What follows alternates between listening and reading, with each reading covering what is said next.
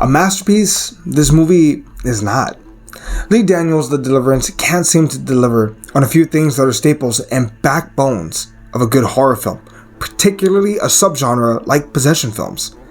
The background of this movie is that it was inspired by quote-unquote true events, particularly the life of LaToya Ammons and her family as they were haunted in their home in Gary, Indiana.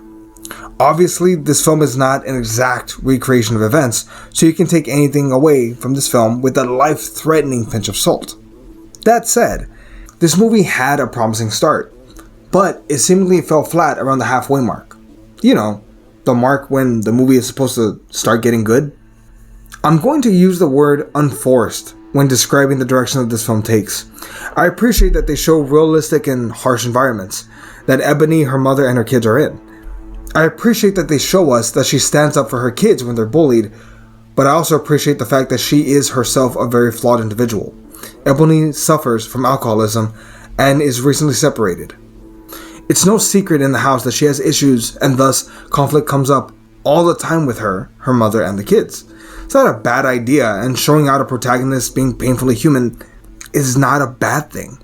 The themes of trauma and wanting to break the cycle of abuse is a good thing. Showing people struggling to break the cycle is also a great thing.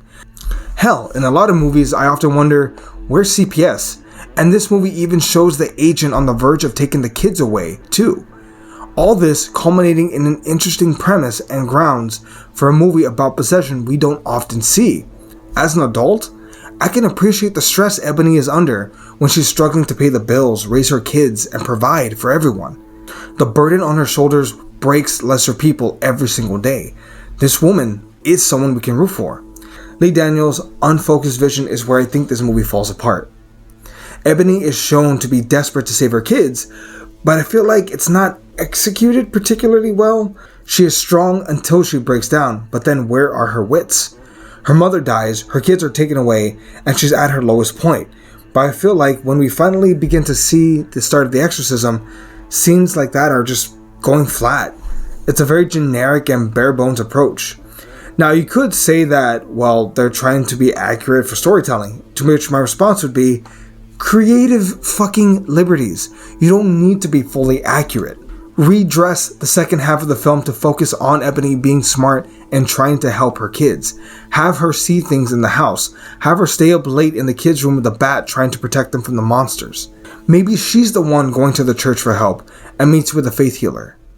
Let her have some agency, because seemingly everyone around her is making moves while she just watches her kids be taken away. Ebony in the first half of the film feels like a strong woman that can get shit done. Ebony in the second half feels like a person who watches while the house burns down. She loses her agency, and that, coupled with a lackluster exorcism scene, along with the kids all being in different locations, it feels low rent. The giving of herself to God just sounds too preachy, too perfect. It's the idea that God solves everything versus taking an active role in the events that take place. This movie had real potential, especially after killing off the grandmother. It felt like the stakes were real, but instead, we have a limping third act that fails to really excite or garner any kind of sympathy. It was never even scary in the first place. This movie is a 3 out of 10 for me.